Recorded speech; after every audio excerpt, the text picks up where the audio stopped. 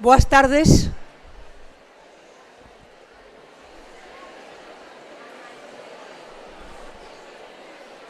Imos comezar.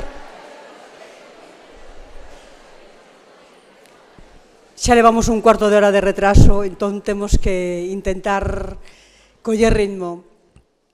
Ben, temos hoxe a sorte de contar con Agustín Fernández Paz aquí ao noso lado, a nosa beiriña.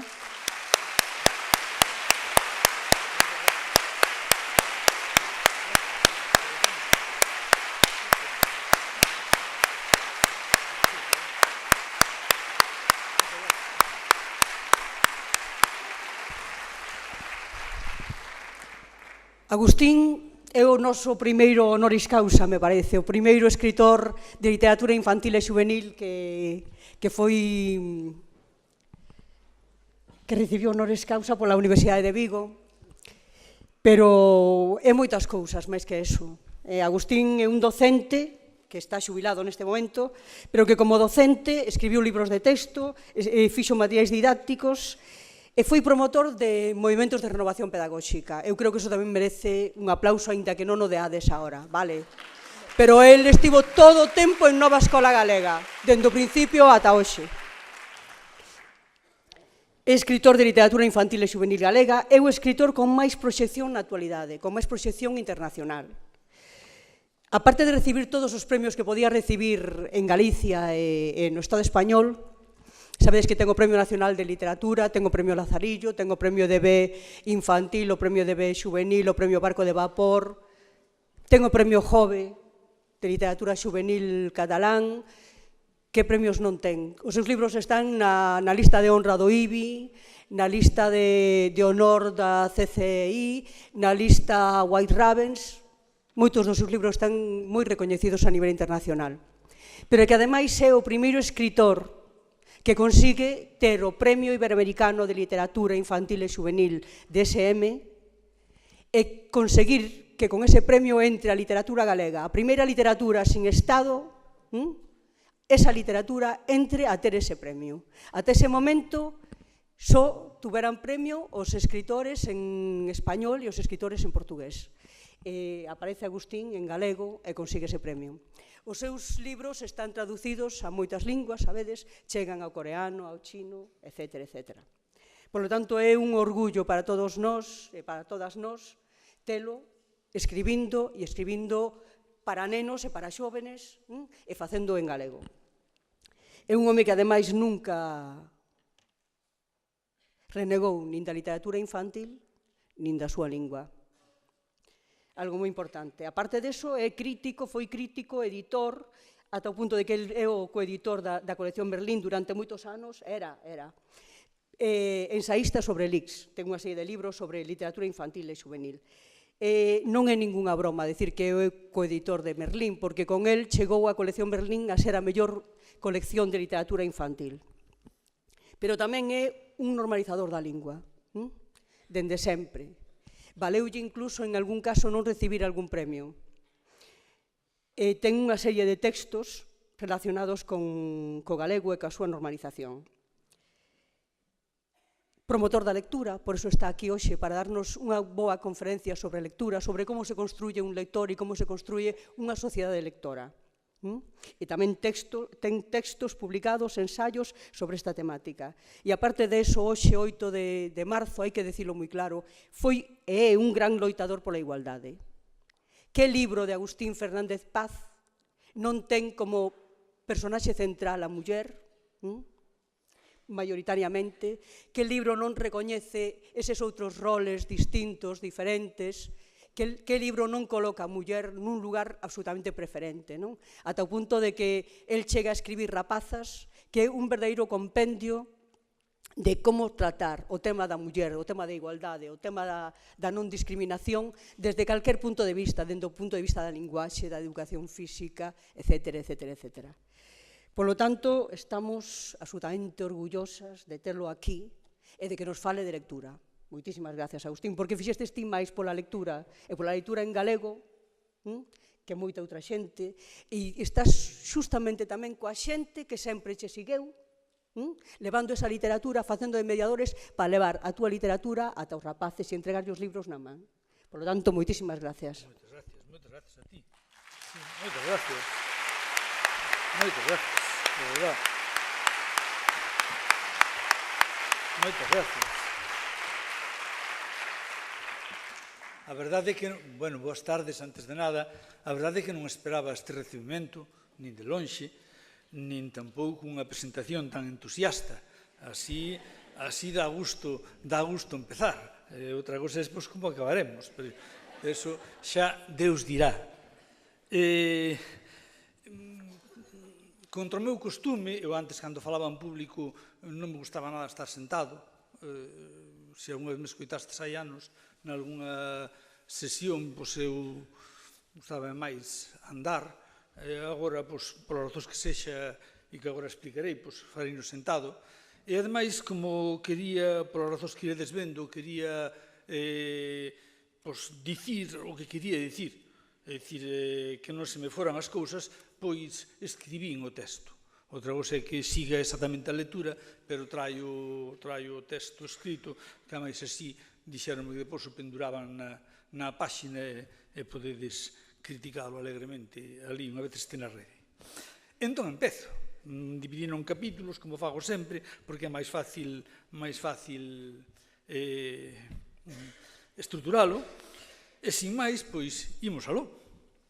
Empezo dicindo o meu agradecemento, como é obvio, á Asesoría de Bibliotecas Escolares por esta invitación. Tedesme que disculpar, pero é que, como estades así, eu non podo estar mirando pos de arriba e po papel.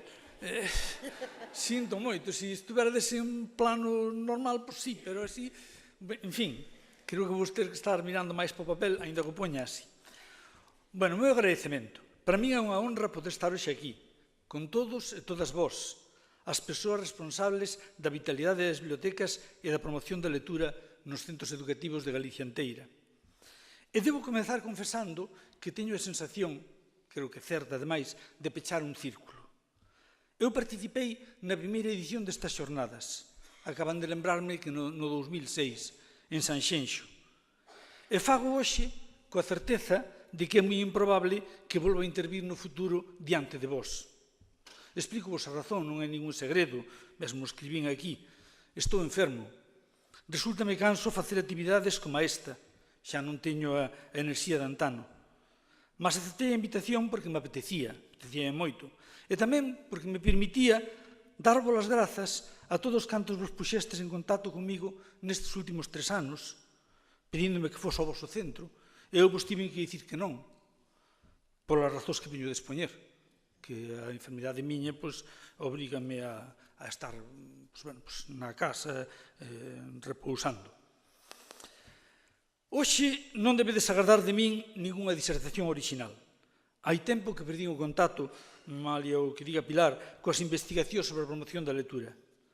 E no meu estado son consciente de que non podo abranguer moitos ámbitos e debo limitarme aos que me producen maior satisfacción persoal, como é a escrita de ficción, que se ten revelado como un procedimento terapéutico formidable. E, ademais, hai case 6 anos que me xubilei, e, por forza, o contacto con rapaces e rapazas vai quedando atrás. A conferencia titúlase A construción do lector. É o tema que me ofreceron e eu collino inmediatamente, porque nel cabe todo. E permíteme falar daquelas facetas que máis me apetezan, que sempre serán son unhas poucas, porque o tema é infinito, xa o sabedes, e hai moitas máis que ficarán sin tratar. Nin sequera me deterei moito en ningunha das que fale. Esta vai ser unha ollada un pouco a voo de paxaro. E o segundo, porque me vai permitir ir mesturando 2 fíos condutores, como se foran as 2 hélices do ADN. Unha delas máis concreta, falar da construción do lector que mellor coñezo, este Agustín que tedes diante. E outra máis abstrata, expoñer as ideas esenciais sobre ese proceso que chamamos a construción do lector.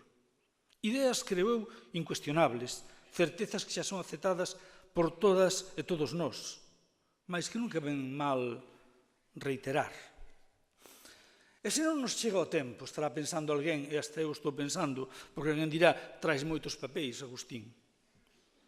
E se non chega o tempo, tanto ten. Todo o que diga sempre será moi pouco comparado co que habría que decir. Así que Veña, sin máis, imos aló.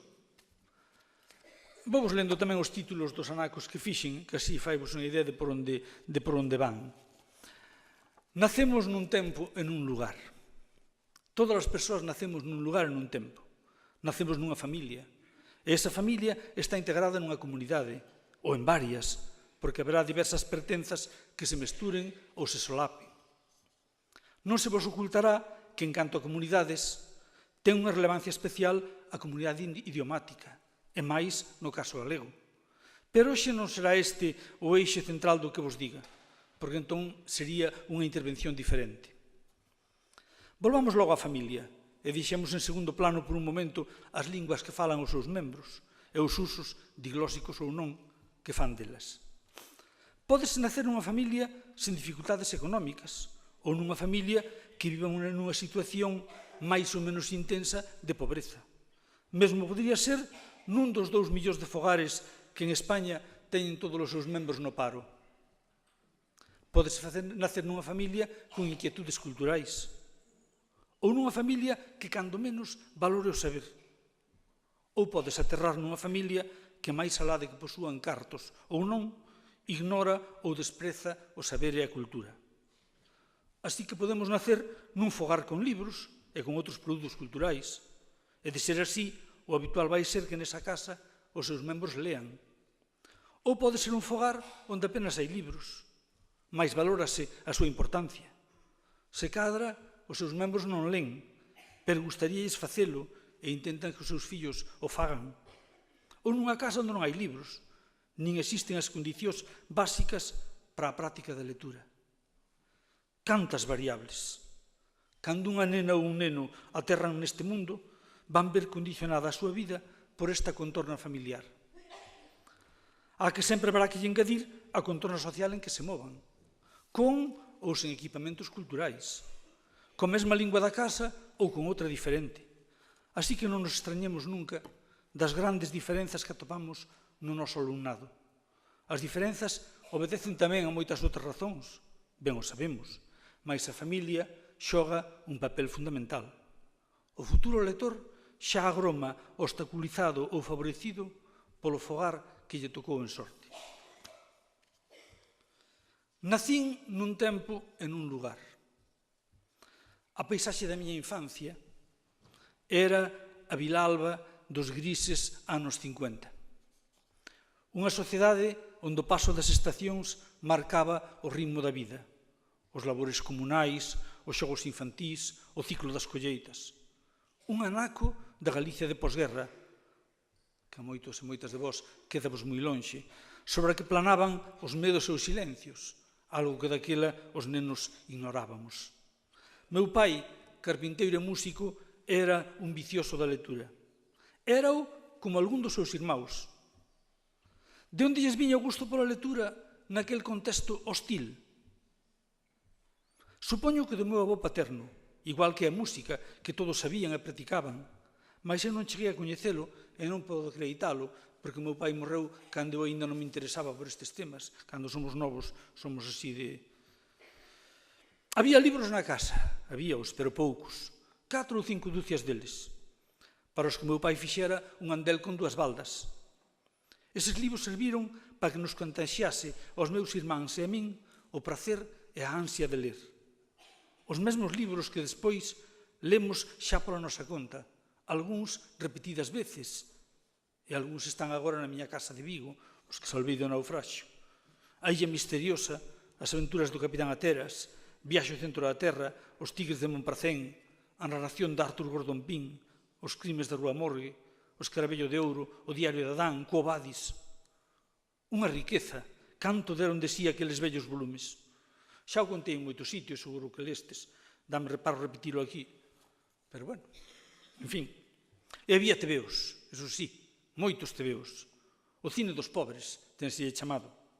Nun libro dai pouco, O rastro que deixamos, que ao mellor algúns lestes, falo con largueza da miña relación con eles. Foron unha influencia moi poderosa, que me alcanza ata hoxe, ademais. E debía de haber algúns contos especificamente infantís, porque o primeiro libro que lembro é unha versión troquelada de El lobo e los 7 cabritos. Daquela eu ainda non sabía ler, e como aprendera de memoria, pasaba as páxinas xusto onde correspondía. Algo moi útil para aparentar unha inexistente habilidade lectora diante das visitas. E iso, aínda que eu non o lembre, porque non o lembro, quere dicir que houbo alguén como leu ben de veces antes, senón nunca podería aprendelo así. Foi miña nai, o meu pai, ou miña irmá? Non o sei.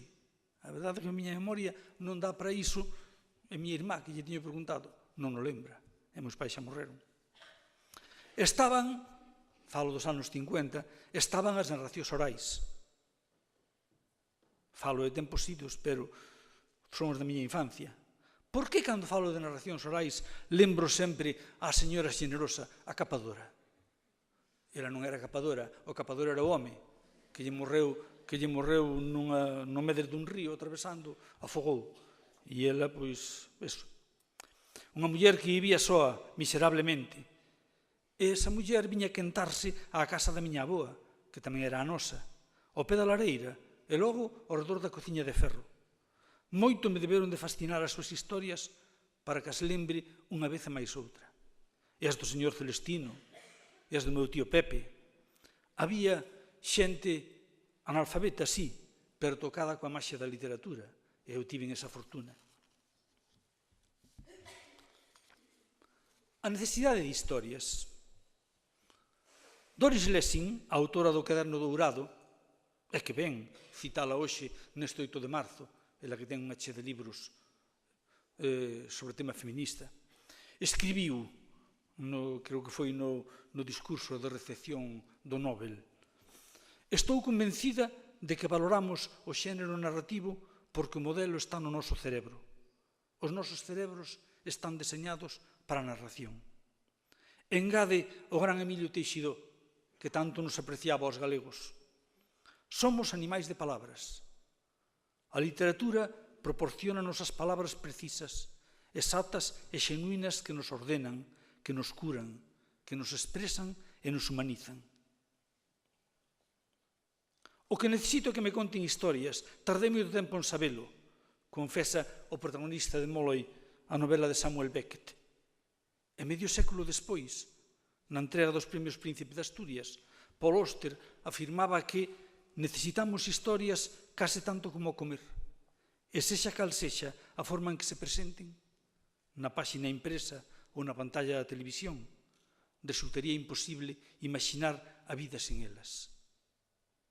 E haberá un ano, Juanjo Millás, nunha das súas columnas del País, escribiu que, desde que o mundo é mundo, mentres uns amasan o pan que comemos pola mañá, outros tecen as historias que devoramos pola noite. Estamos feitos de pan e de novelas. E esa mesma idea, xa o sabedes, atopámola tamén nas lúcidas palabras que Álvaro Cunqueiro escribiu no ano 63. Nun breve ensaio, na revista Grial, chamado Imaginación e Creación, decía ali Cunqueiro: o propio dun escritor é contar claro, seguido e ben. Contar a totalidade humana, que el, pola súa parte, ten a obriga de alimentar con novas miradas. E se hai algo claro nesta dieta, é que o home precisa, como quen bebe auga, beber soños. Como quen bebe auga, beber soños. Cunqueiro, Auster, Beckett, Millás, é a mesma idea reiterada unha e outra vez. Como comer, como beber auga, como o pan de cada día. Son imaxes luminosas para explicar que todas as persoas necesitamos das historias, que todas temos sede de palabras. É como unha característica inscrita no ADN da humanidade. E precisamos as historias, xa o sabedes, para entender o mundo e para entendérmonos, para vivir outras vidas, para maravillarnos de todo o que a existencia nos dá. O soporte privilexiado para chegar ás historias, sabedes que son os libros, que conteñen os soños, as ideas, a imaginación, os sentimentos e experiencias das persoas, das que viven agora en calquera lugar do mundo, pero tamén das que desapareceron hai moitos anos. Dirédesme, xa mo ten dito algunha xente, que os medios xa nos ofrecen cada día un menú desmesurado de historias. desde o drama dos desafiuzamentos ata o terror que impón a voracidade capitalista, pasando polas comidas esperpénticas como a do Códice Calistino ou os papéis de Bárcenas. Porén, isto ainda fai máis evidente a necesidade das historias que nos brinda a creación. Esas que nacen dunha ollada orixinal e subxetiva e que nos permiten explorar e entender as vidas e os feitos aos que o relato da realidade nunca poderá chegar. Jostein Gaarder, o autor desa maravilla que é O enigma e o espello, di, e conclúo co repertorio de citas que xa chega ben, di: a conciencia humana posúe unha estrutura absolutamente épica ou narrativa. Así está conformada e así foi sempre, desde a aparición do primeiro mito ou relato de cazaría. Non necesitamos aprender a respirar. Non necesitamos lembrarlle aos nosos corazóns que deben latexar. Tampouco necesitamos aprender a escoitar vos contos, e moito menos a contalos nós mesmos. O conto é unha forma de comprensión característica dos seres humanos e, como tal, prevalece por sobre toda diferencia cultural. Repertorio de citas para apoiarme, xa o vedes. Agora entramos nós. E que ocorre cando na familia hai escasa presenza de narracións, de ficción? Cando ninguén conta contos, cando ninguén os lê en voz alta, e tampouco non hai libros aos que acudir. Que ocorre se non existe outra cousa que as ficcións que chegan a través da tele? Como facer cando os pais regresan derreados á casa, cando as urxencias da vida diaria se impoñen por riba de todo?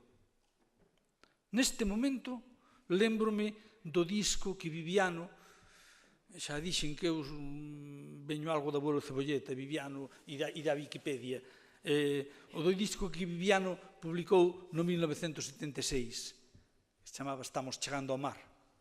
Viviano era un dos daqueles que se chamaban voces ceibes, os cantautores galegos que tan importantes foron na fin dos 60 e na década dos 70. Unha das cancións dese disco, que era o que sempre iniciaban ele máis Benedito, os seus recitais, que os facían a dúo, unha das cancións era Agora entramos nós. Se cada alguén a lembra, e se non, buscádala no YouTube, que está no YouTube, que eu fun ali, está ali. Así que hoxe pola noite podedes escoitala. Agora entramos nós. E por que lembro esa canción aquí, neste intre? Pois polo verso que se repite ben de veces na canción, a modo estribillo, tatrouso. Agora entramos nós. Quen son nós? Pois nós, os e as docentes, a xente que estamos aquí. Nós imos ser quen vayamos encher ese baleiro do que falei hai nada, esa carencia coa que os nenos e nenas nos veñen do seu fogar. Para compensar esa carencia, agora entramos nós. É lógico que sexa así, porque entre os obxectivos básicos do sistema educativo está a adquisición da competencia comunicativa. Lembrades? Dúas capacidades ligadas a comprender e falar, e outras dúas ligadas á alfabetización, ler e escribir. Elas xuntas constituen a competencia comunicativa, un dos obxectivos básicos do noso traballo como ensinantes. E, ademais, se non somos uns reaccionarios, eu creo que as persoas que estamos aquí non nos somos, aceptaremos que hai, ademais, unha función esencial. A escola como correctora ou compensadora das desigualdades sociais. Se cadra, este é o momento de dicir por vez primeira a palabra mediadores ou mediadoras. Pois para que se produza o encontro entre os nenos e nenas e os libros, son imprescindibles as e os mediadores, as persoas que fan de canle para que ese encontro sexa posible. Na casa, xa agora, pero tamén nas aulas, e no contorno social, onde están as librerías e as bibliotecas. Un neno, un mozo, teñen dereito a se converter en lectores. Escribe María Teresa Andrueto, a argentina que mereceu o premio Andersen o pasado ano. Un neno, un mozo, teñen dereito a se converter en lectores. Pero ese dereito, continúa ela, se é que de verdade lle lo queremos conceder, inclúe ocasións e espazos de encontro. Moitas ocasións e moitos e persistentes e continuados espazos de encontro. Cantidade, persistencia e continuidade que, por outra banda, só é posible con mediadores capacitados en proxectos a longo prazo, nunca en accións puntuais que só logran mentireiros efectos mediáticos. Que máis vou dicir despois de falar María Teresa Andrueto? Nestas breves e luminosas palabras está a semente de todo o programa de traballo que nos corresponde facer nas aulas, e nas bibliotecas e na totalidade do centro. Resumo: crear e ofrecer ocasións, espacios de encontro para o acto de ler.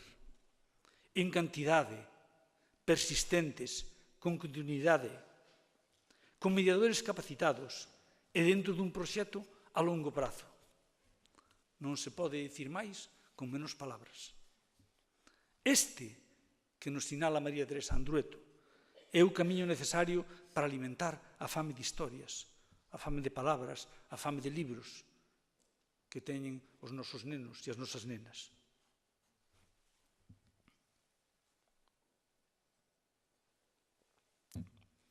E se non hai esa fame? Se esa fame non se manifesta? Pois, como dixen antes, agora entramos nós, os e as docentes, os mediadores do sistema educativo. Nós imos ser quen vaiamos espertar esa fame. É unha das funcións esenciais do ensino, e máis se queremos na escola como correctora das desigualdades sociais. Escribe Aidan Chambers, ese home ao que tan próximo me sinto, irlandés, pois, sen coñecérmonos, el a mí non me coñece de nada, seguro, e eu a el só o lín, sen coñecérmonos e sen nos ler previamente, temos escrito moitas propostas semellantes. Eu levei unha sorpresa lendo os libros teóricos de Chambers, descubrindo que todo o que dicía ali, pois xa o escribiré eu, peor, eso sí, xa o escribiré eu nalgún sitio. É un deses casos de comunión que aparece a veces con algún escritor, xa o sabedes. Di Aidan Chambers: nas nosas sociedades, a escola é o lugar onde a gran maioría dos nenos se converten en lectores, onde todos os nenos deben estar nun ambiente de lectura, e onde deben encontrar adultos capaces de axudarlles a medrar, converténdose en lectores literarios profundos para toda a vida. Se realmente queremos facer algo que teña un efecto amplo e permanente sobre a promoción da lectura, debemos concentrarnos nun adestramento de profesores e bibliotecarios e na creación dun ambiente de lectura en toda a escola, acompañado por unha ampla provisión de libros. Se vos decatades, o mesmiño programa que María Teresa Andrueto. Un deles en Irlanda e outra delas na Argentina, dicíndonos as mesmas palabras. E son tamén, se eu me puxera ahora aquí a buscar máis en plan pedante, son as mesmas palabras que atoparedes noutros autores, ditas dun xeito ou doutro, porque os camiños nucleares, os camiños esenciais do tema que nos ocupa, xa están abertos por outra xente. Xa houbo quen, machete na man, foi abrindo camiño, e nós só temos que transitar por eles, e, eso sí, melloralos na medida do que poidamos, e adaptalos aos nosos tempos e ás nosas circunstancias. Un neno nas aulas. No que se refire á lectura, a miña fortuna escolar foi escasa. Na escola de Vilalba dos anos 50 casi non había libros. Son uns poucos, vellos e gastados, enclaustrados nun armario coas portas de vidro. Dun deles había bastantes exemplares repetidos, estaban todos desfarrapados, e nel líamos en voz alta casi todas as tardes. Chamábase Escudo Imperial, e contiña unha visión delirante da historia de España, que rebordaba a ideoloxía por todas as páxinas. Non o volvín ler desde aquela, pero ainda hoxe, se puxéramos aquí unha aposta, eu podría recitarvos anacos de memoria. De verdad. A la orilla de uno de los canales de Gante se alza un inmenso edificio de piedra gris. Es el castillo de los condes de Flandes. Tiene muros almenados, altas torres, ocultas prisiones y lóbregas cámaras. En una de ellas, y siendo el mes de febrero del año 1500, una princesa española daba a luz un hijo. La princesa se llamaba no sé cómo y el hijo habría de llamarse Carlos, Carlos V. Sí, mirade, a de veces que tiven que ler eu eso para lembrarme ainda agora. Son vestixios da época, é como os fillos de Jacob, que me acompañarán mentres viva. Non nos podo esquecer. Mentres estaba eu nesa escola, chegaron tamén os episodios nacionais de Galdós, non sei por qué, dos que ás veces don Félix, que era o mestre, nos lía algúns anacos. E había, eso sí, un tráfico intenso de tebeos, no recreo e á saída. De libros, eu ia abastecéndome na casa, a través dos textos escolares dos meus irmáns, que eran maiores. Lembro sobre todo unha escola de lecturas de Delvives que meu irmão Luís utilizara no seminario. Canto non lín nela.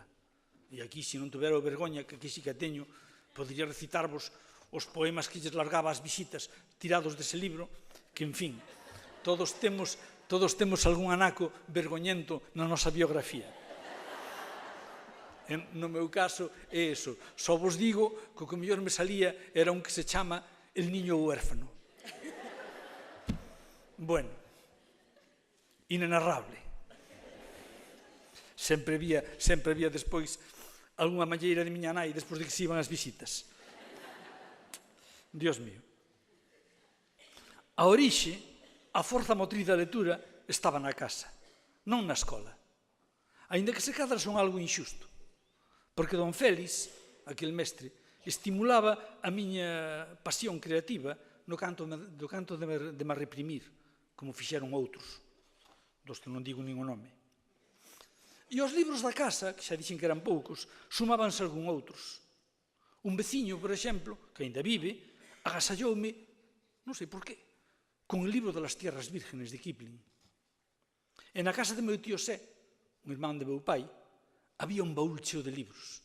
Se lestes algunha novela miña e vedes que nesa novela hai un baúl cheo de libros, e hai non varias, é o baúl de meu tío Sé. Clavao. Que eu ás veces ia explorar con algún dos meus curmáns. Meu tío Sé tiña 10 fillos, tiña 10 curmáns. E logo estaba tamén o señor Crende, do que teño falado, o encadernador, amigo do meu pai, que lle prestaba libros a meu pai, e que tamén os podía ler eu. Xa contei no outro sitio, non vou repetilo aquí, que eu souben que había libros en galego, gracias a que o señor Crende, que estaba suscrito aos libros de Galaxia. Eu sospeito que ele era do Partido Galeguista, pero non o sei, non o puiden saber, xa morreu hai tempo. Meu pai chegou un día a casa con Merlín e familia e a luz do candil. E foi daquela cando eu descubrín que había libros en galego. Nunca antes na vida vira un libro en galego. Foron os meus libros en galego e vinos gracias ao señor Crende. Por iso hai que acordarse da xente boa e citala sempre que se poda. Logo, aos 14 anos, marchei interno para a Universidade Laboral de Xixón. Ali estive 7 anos, hasta os 21, toda a adolescencia e mocidade. Interno cos xesuítas. E sí, ali había bibliotecas. Era un gozo para alguén con fame de libros. Nese curso dos 14 anos, no primeiro que pasei ali, é obrigado que lembre, non sei ni siquiera se morreu, o padre Borrochate, o xesuíta que nos daba clases de lingua e de literatura. Dou por sentado que a miña memoria, a memoria de todos, sabedes que falsea moito as cousas, dou por sentado que a miña memoria mitifica os feitos, porque é seguro que moitas clases serían rutineiras. Pero así é como os lembro eu. O profesor chegaba á aula cun grosso libro, logo souben que era un tomo das obras completas de Kipling. Habrá 2 anos, nunha feira de libros destas de ocasión, de segunda man, merquei no seu, igualiños, nunha librería de vello. El chegaba co libro, agardaba que os 40 adolescentes calásemos e empezaba a ler. E case sempre era un relato que ocupaba a clase inteira. Un deses contos onde Kipling combina tamén a aventura, o misterio e en ocasións o medo. E todos os da aula, 40 mozos, gardábamos silencio, fascinados polas palabras de Kipling, e non era raro solicitarmos unha prolongación do tempo da clase para saber como acababa o relato daquel día. Non fará falta que diga que co paso dos anos sigo a lembrar con nitidez aquelas clases e podo asegurar que tiveron un papel importante na consolidación do meu desexo de ler. E máis tarde, xa como profesor, eu tamén puiden vivir experiencias semellantes, xa as teño contado nos libros, como algunhas que coñeceredes ben todas e todos os que estades aquí, porque calquera docente que faga da lectura un eixe esencial das súas clases ten vivido experiencias parecidas. Aí había un engado infalible sobre o que íbamos máis adiante, que é o da lectura en voz alta. E rematemos este apartado que teño aquí con Gianni Rodari, que xa dá vergonza comprobar que debo levar media hora falando e aínda non saiu. Di Rodari, o encontro decisivo entre os nenos e os libros prodúcese nos pupitres da escola. Se se dá nunha situación creativa na que o que conta é a vida e non o exercicio, o resultado será o gusto pola lectura, co que non se nace, porque non é un instinto. Se se produce nunha situación burocrática, se o libro é reducido a instrumento de exercitación, copias, resumes, análises, poderá nacer a técnica da lectura, pero non o gusto. Os nenos poderán ler, pero só o farán se se senten obrigados a iso.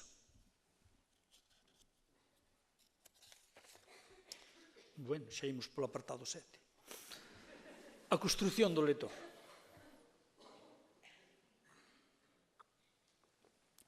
Este é un apartado breve, porque non desexo caer aquí en exposicións teóricas, non veño aquí xa facer eso. Para iso están moitos libros que abordan este tema tan importante. Entre nós, por exemplo, explicouno moi ben Miguel Vázquez Freire. En castelán, os traballos de Teresa Colomer a min parecenme luminosos e imprescindibles para quen desexe saber algo sobre ese proceso delongado que é a construción do lector. Eu sigo aquí, nestas breves notas para cumplir, co que tiña a man cando as preparaba, que son as etapas que Emilio Teixidó distingue nun dos seus traballos. As idades que cita xa ora son só referenciais, como a sempre. Sabemos ben que cada neno é un mundo, e os itinerarios lectores, aínda que se fagan acompañados, son sempre individuais. El distingue, xa o sabedes, deixademe repetilo brevemente, que na etapa de formación dun lector hai polo menos 5 banzos. O banzo inicial, que é o do primeiro lector, ata os 6 anos, en que máis que ler contos, escoitaos cando os len.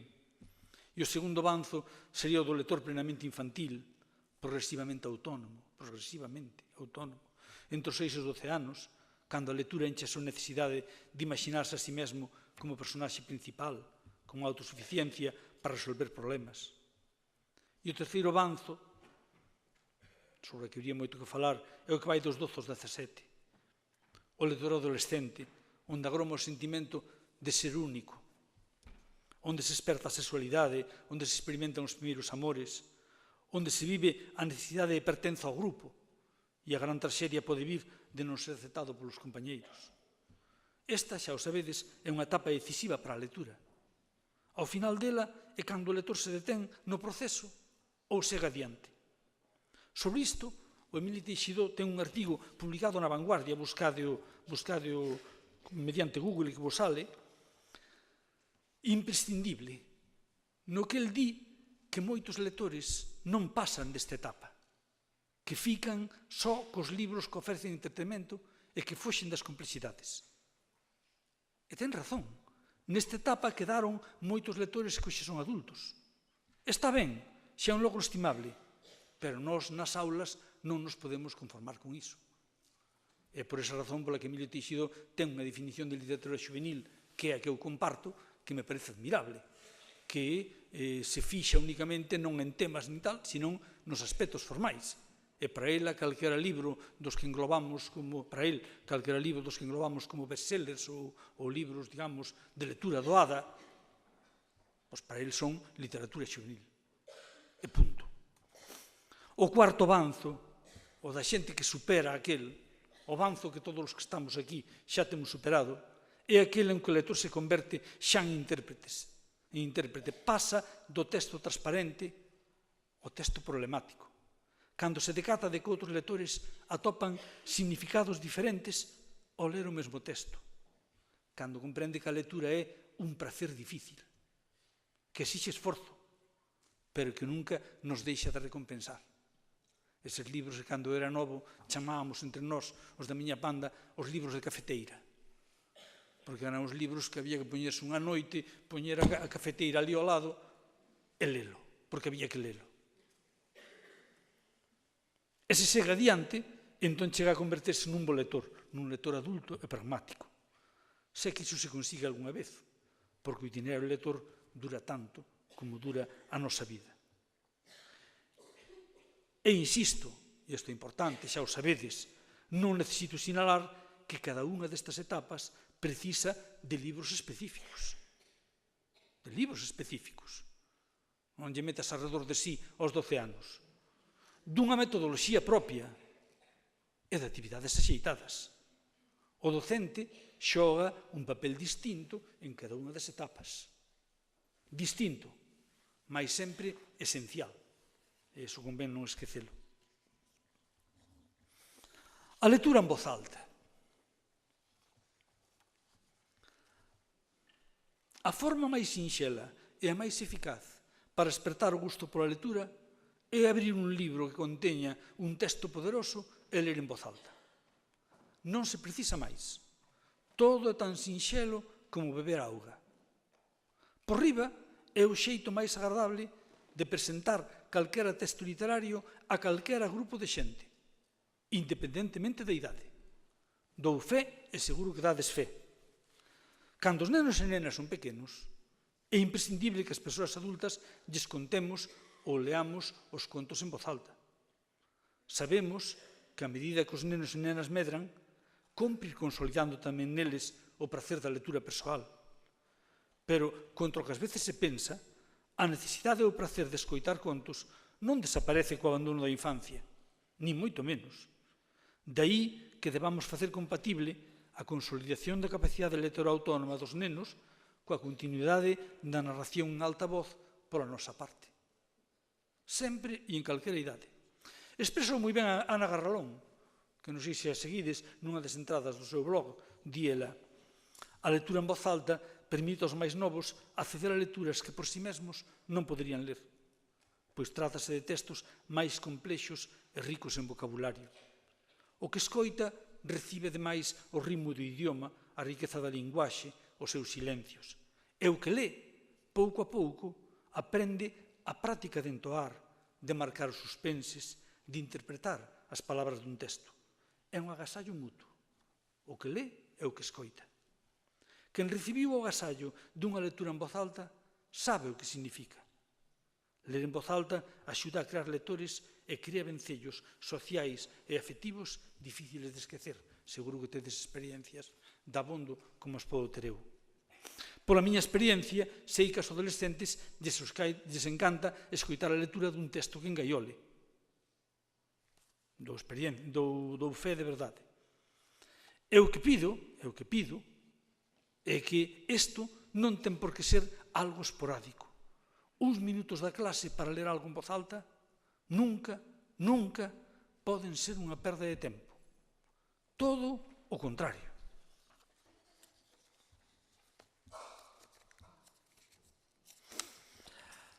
Onde estás?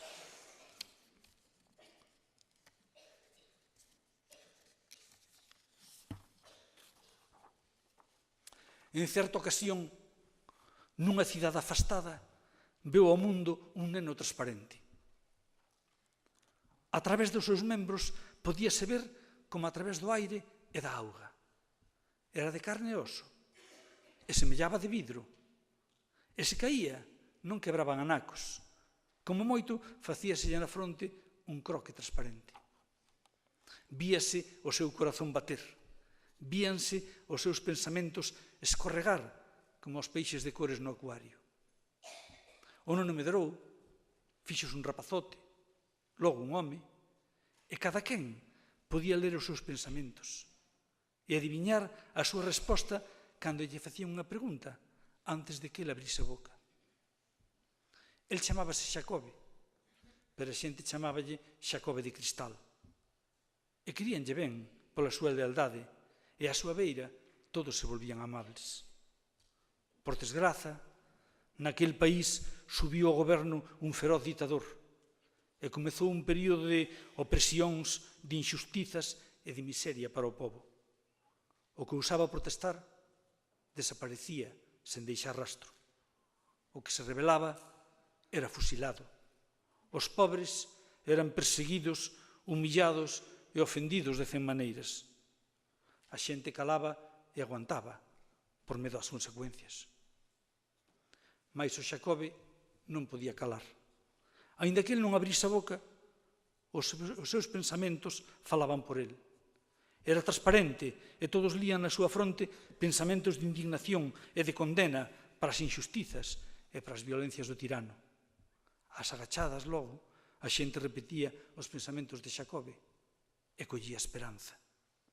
O tirano fixo arrestar a Xacobe de Cristal e ordenou que o encerrasen no máis escuro dos cárceres. Pero entón aconteceu unha cousa extraordinaria. Os muros da cela no que Xacobe estaba recluído volvéronse transparentes. E logo tamén os muros do cárcere e finalmente tamén os valados exteriores. A xente que pasaba preto da cadea vía o Xacobe sentado no seu tallo, como se ata o cárcere fose de vidro, e continuaban a ler os seus pensamentos. Pola noite, o cárcere esparexía unha grande luz ao seu redor, e o tirano facía baixar todas as cortinas no seu palacio para non vela, mas nin así conseguía dormir. O Xacobe de Cristal, mesmo estando na cadea, era máis forte que el, porque a verdade é máis forte que ningunha outra cousa, máis luminosa que o día, máis terrible que un furacán. Gianni Rodari contos ao teléfono. E debemos levar 3 minutos. Lelo. Quen se atrevería a decir que isto é unha perda de tempo? Supoño que ninguén. E ti, Agustín, tiveches vos mediadores.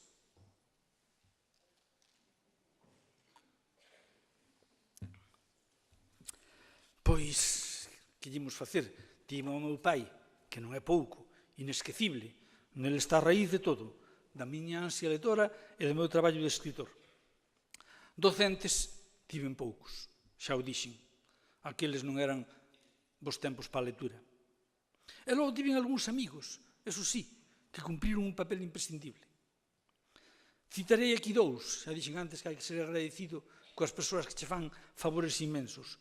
Un deles, Santiago Lois, que non sei se sigue de psiquiatra en Santiago, con quen fixen as milicias, e que me emprestou, porque o pai tiña unha biblioteca de la leche, me emprestou libros imprescindibles. E despois, Xesús González Gómez, o famoso e temido Xis Gagá da antiga nosa terra, en Barcelona, que me abriu moitos novos camiños. Moito lle teño que agradecer a esas 2 persoas e a máis, pero bueno, queden esas 2 aí. Xa imos no apartado 9. Que lean, chámase. Volvo outra vez ás palabras de Emili Teixidó, o autor de Pan Negra, por certo, xa o sabedes. Di el, preocupámonos do que os mozos lean calquera cousa mentres lean. Eu creo que é un erro, e que se lles debe exixir ao máximo e non aforrarlles esforzo ningún. Para convertelos en lectores en máis, xa está a industria cultural e as rebaixas constantes de calidade. Institucións como a escola están para leválos moito máis alto.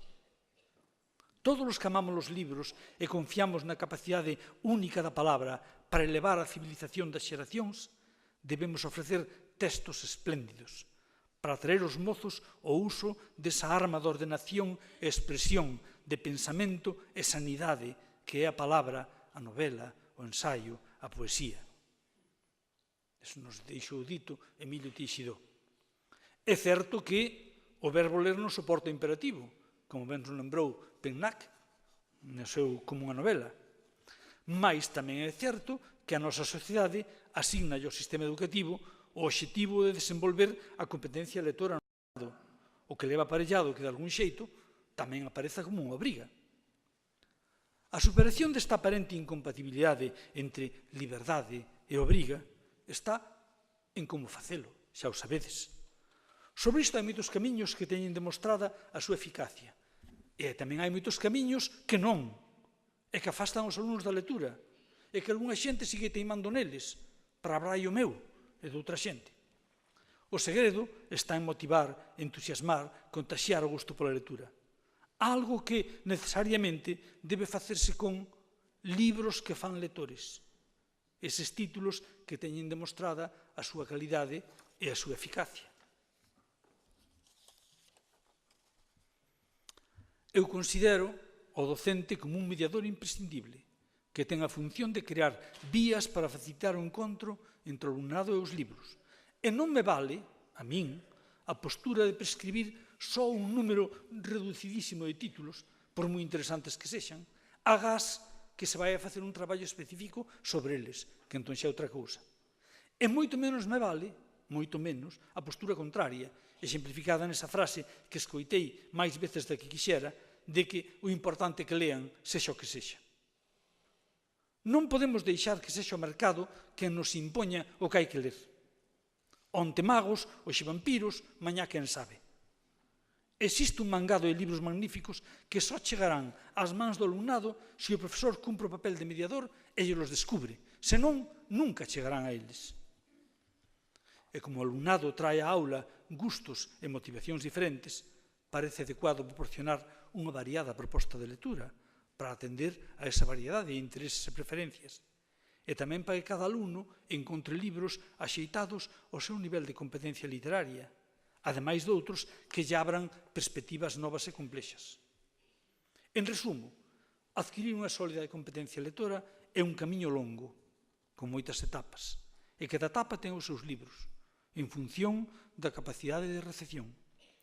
Unha capacidade que se debe estimular sempre, para que o alumnado se enfronte a novos retos formais e temáticos, e non que toda a vida lendo Jerónimo Stilton ou Los Cinco.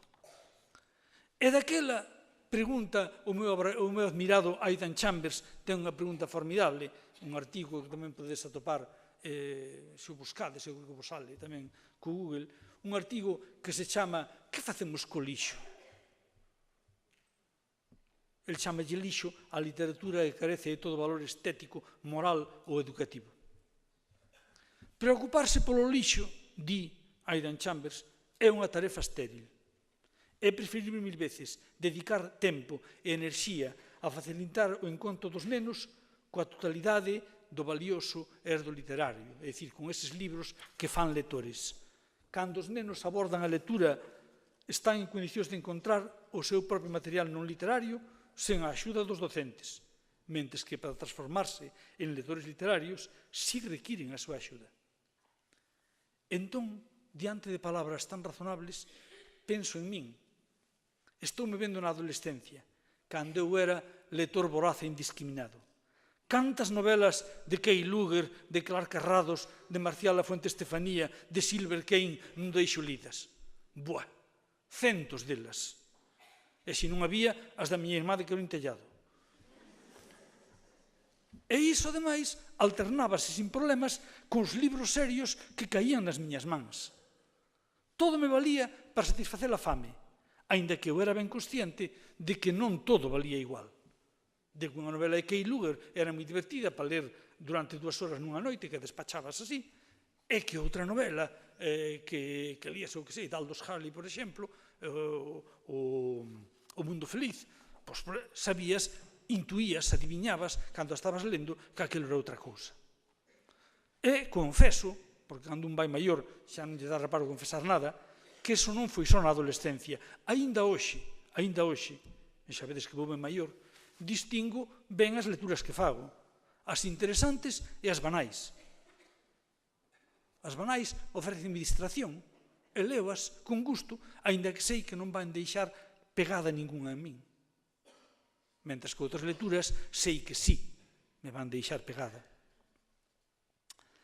Se cadra, teño notado aquí, este é un momento idóneo para lembrar, ao mellor xa oístes falar dela, a teoría do iceberg, ou do iceberg, como querades. A teoría do iceberg, que durante anos, e así o dixen aos meus alumnos, Dios mío, pensei que era miña. E eu dicíalles que era miña, pensando que fora unha idea luminosa miña. E tempo despois, lendo non sei que tal, descubrín que adoita atribuírse a Hemingway. Así que, mal. En esencia, que di a teoría do iceberg? Di que todo bo libro é como un iceberg. O que lemos, o texto, son as 2/5 partes visibles. Pero baixa a superficie ocúltanse as 3/5 partes restantes, a gran masa de xeo que sostén o conxunto.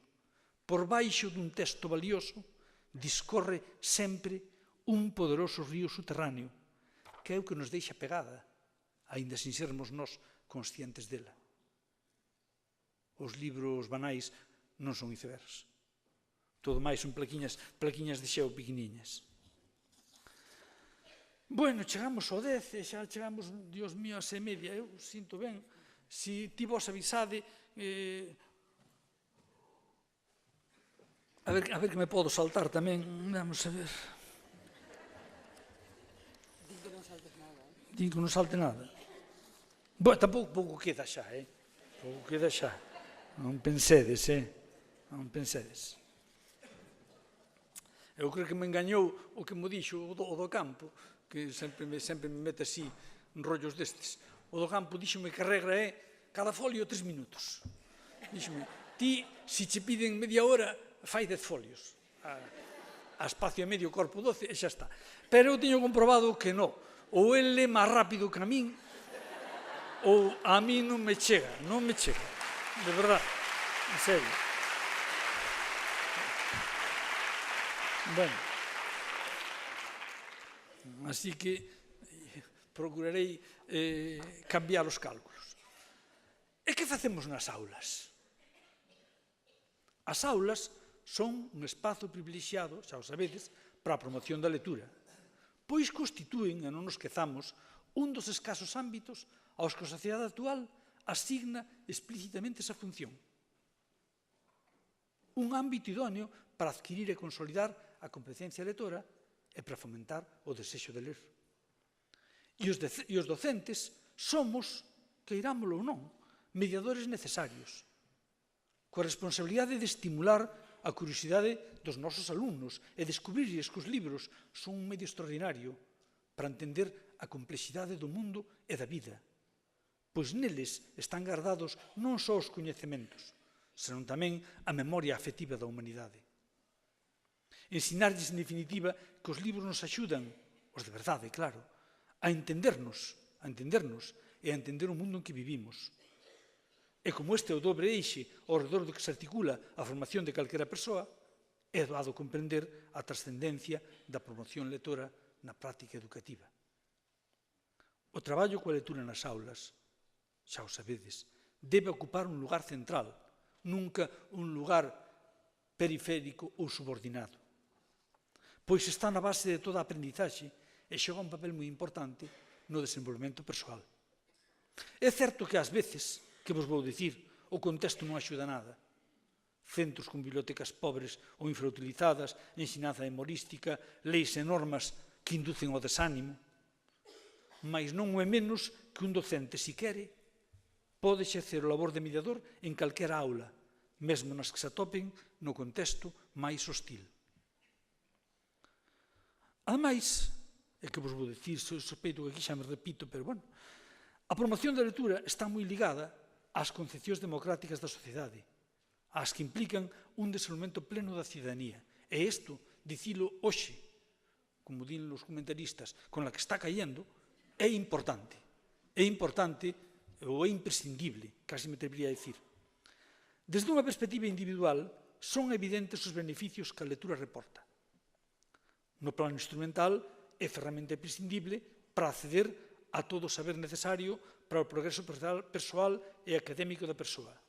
Nun plano máis profundo, ademais do prazer estético, a lectura, sobre todo a literaria, é imprescindible para coñecernos mellor e para entender como é a sociedade na que vivimos. Entón, desde unha perspectiva colectiva, e vivimos en sociedade, a existencia dunha cidadanía lectora é garantía dunha sociedade realmente democrática, onde a liberdade, a crítica e a xustiza non sexan, como son agora, palabras retóricas e baleiras. Cito a Manuel Bragado. Di el, ler é unha urxente necesidade pública e privada. Un individuo que non lé limita as súas posibilidades de apropiarse das claves da linguaxe, indispensables para a construción do coñecemento e a comprensión do mundo. Unha sociedade que non lé dabondo arrastra un hándicap que pexa de forma moi seria as súas posibilidades de convivencia política, de crecemento económico e de mellora do seu benestar colectivo, xa que existe, está estudiado, unha correlación moi estreita entre índices de lectura e calidade de vida. Pensade neste parágrafo á luz do panorama que vemos todos os días nesas, por chamarlles ser magnánimos, chamarlles de alguma maneira, nesas roldas de prensa, nesas declaracións da xente que nos goberna, da xente que nos manda, da xente que traballa para estropear a sanidade e a educación. Bueno, pois pensemos nas declaracións que fan esa xente e pensemos se houvese unha cidadanía realmente non as minorías, xa sabemos que as hai, senón unha cidadanía realmente crítica e responsable que non comulgase con rodas de muiño. Obviamente non pasarían moitas das cousas que pasan. Para promover a lectura, antes Bragado engade, xa o saltaba, que a expansión das tecnoloxías da información e da comunicación, xa o sabedes, fai aínda máis urxente esta formación lectora, pois a lectura na rede exixe cada vez máis un modelo de lector capaz de discriminar e valorar a inxente cantidade de textos de todo tipo que contén. Porque, claro, Google sempre saca de primeiro a Wikipedia. E os enlaces valiosos ao mellor están no lugar 40 ou 41. Continúo eu. Para promover a lectura hai algunhas premisas esenciais. Premisas esenciais. É preciso amar os libros, posuir uns coñecementos básicos da literatura axeitada aos destinatarios da promoción e, sobre todo, ter conciencia de que a lectura non é unha actividade secundaria, senón central no proceso formativo das persoas. En resumo, bons libros, bons mediadores e un consenso básico sobre a importancia da lectura. E, felizmente, chegamos ao punto 11, que é o final. Así que, albíscase xa a luz esa da que nos falan, cando eles falan da crise, que dicen que hai luz ao final do túnel.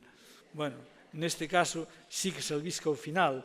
Además, no final están aquí unhas palabras de Aidan Chambers que son para sacarlle o sombreiro a este señor. De verdade. É un pouco máis novo que a min. Ten tamén novelas, Hai unha que teríades que buscala. En castellano chamase Paisajes desde tierra de nadie. Unha novela memorable deste home. Eu chamo o punto 11 ler para transformar o mundo. Ninguén discute hoxe a importancia que teñen a lectura e a escritura na formación de calquera persoa. Trátase de dúas capacidades básicas, imprescindibles para poder desenvolverse na vida con plenitude, que pesado me estou facendo, xa o dixen varias veces. De aí que moitas veces se teña dito que a lingua é unha ferramenta de liberdade.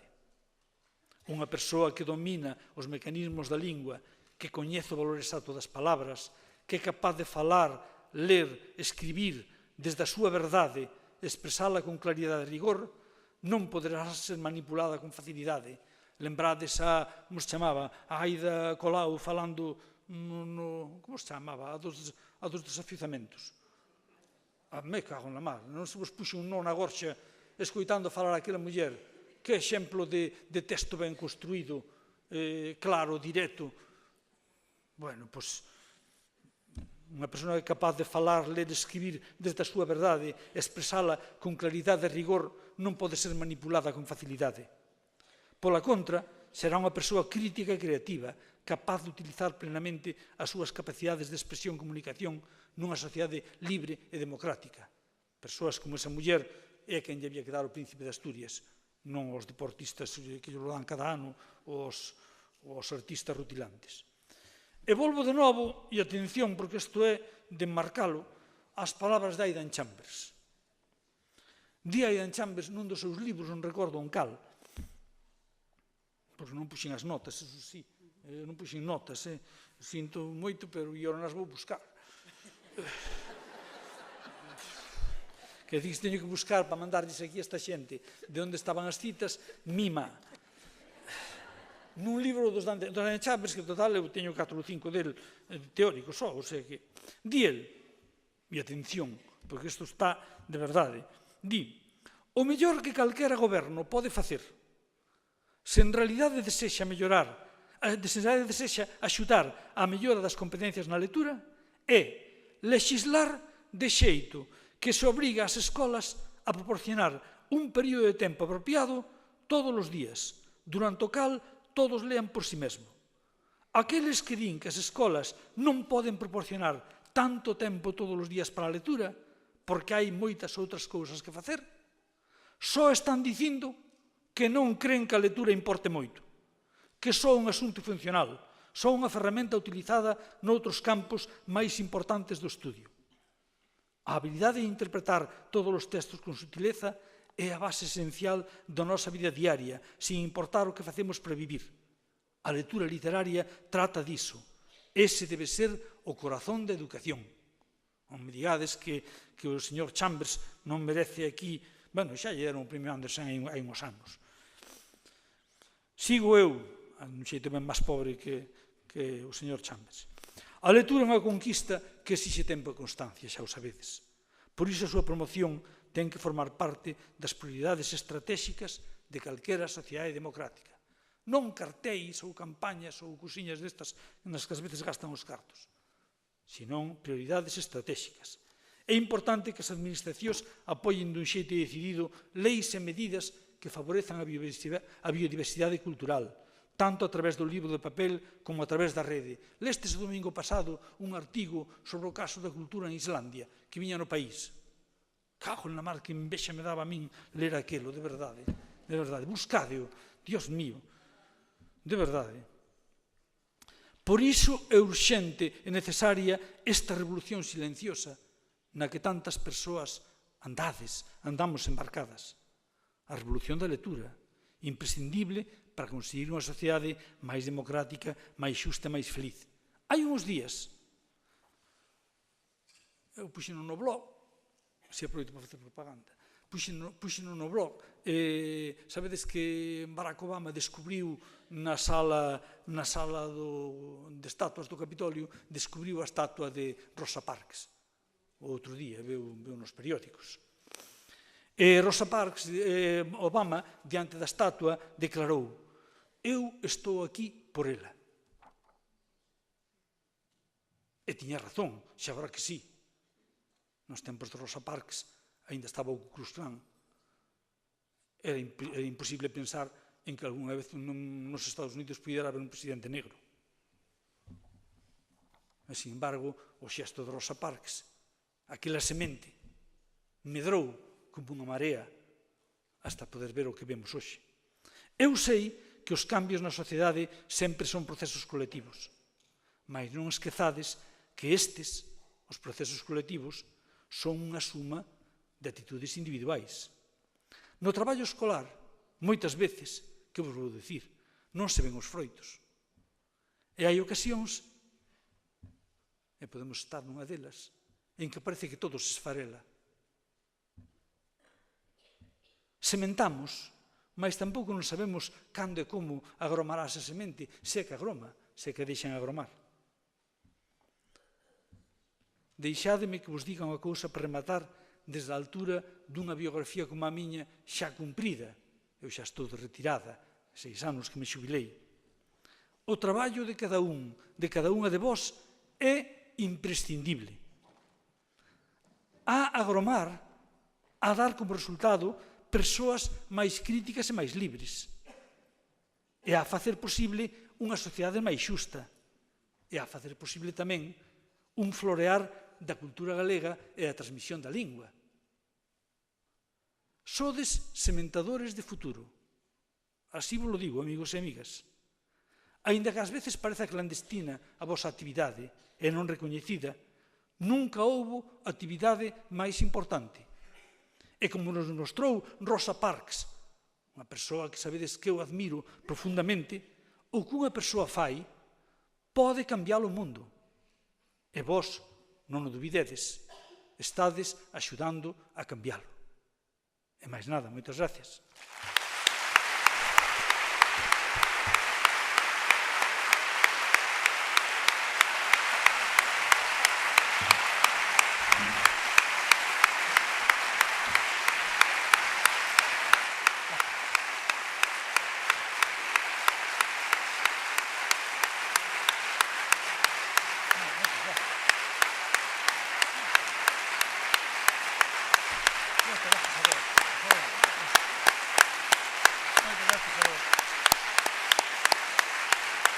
Gracias a vos.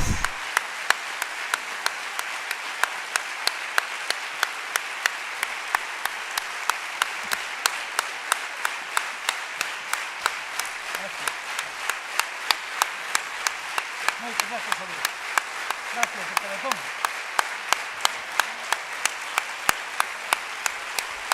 Gracias de corazón. Moitas gracias.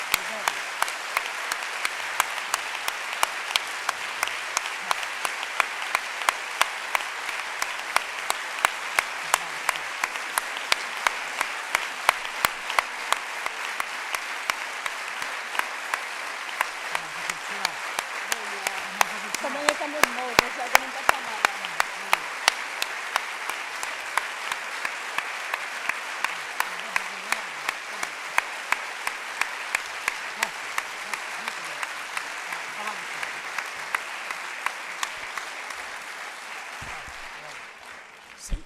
Moitas gracias de corazón. Menos cuarto, Cristina, Mourinha 5 minutos. bueno, moitísimas grazas, xa llo dixemos das maneiras que había que decirlo. Antes esqueceuseme darlle públicamente tamén as gracias por ese texto tan bo que nos fixo ano pasado justamente para vos, para as bibliotecas escolares de Galicia e que distribuímos no marcapáxinas do Día do Libro. Gracias tamén por eso, Agustín, aparte desta magnífica conferencia.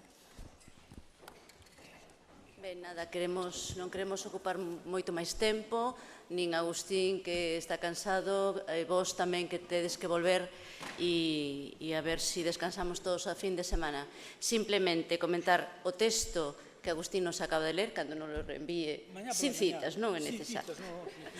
Pois poñeremoslo xunto co resto das cousas, dos materiais, das presentacións, en fin, todo o que podamos recopilar e ampliálo no posible con algunhas outras informacións que se nos poidan ocurrir que poden ser do vos interés en relación co que se tratou, estará nese enlace que tedes aí, que xa coñecedes, o RDB, que é onde poñemos o espacio Moodle, onde está o espacio Moodle para as actividades de formación que organizamos desde a asesoría e onde tamén todo o que se estuvo grabando, porque se estuvo grabando todo, cando os compañeros TIS do CAFI e BUA fagan o seu traballo, levaralles un pouquiño, seremos pacientes, pero seguro que o farán con moito mimo e nos lo darán o antes posible, pois eses vídeos tamén os poñeremos a disposición de todos para que non soamente volvamos a ver aquelas cosas que nos interesaron ou que non tuvemos ocasión de ver, pero tamén para que fagamos, como sempre, vos recomendamos ese traballo cos compañeros do resto do equipo, co resto do profesorado do centro, pois un pouco de que a información siga fluindo e sirva tamén para debate e para ampliar esa formación que tuvemos a ocasión de ter aquí estes días. Simplemente, queríamos aclarar o tema dun papeliño, un paquetiño que levades nos materiais e que non sabíades nada de que iba. É unha cousa ben simple, é un pase ao Liberespazo.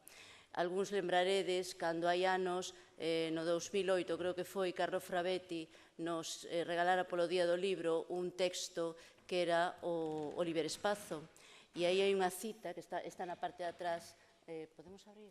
Sí, claro. Bueno, supoño que se abriríades, teríades esa curiosidade, non? Bueno, a cita está na parte de atrás e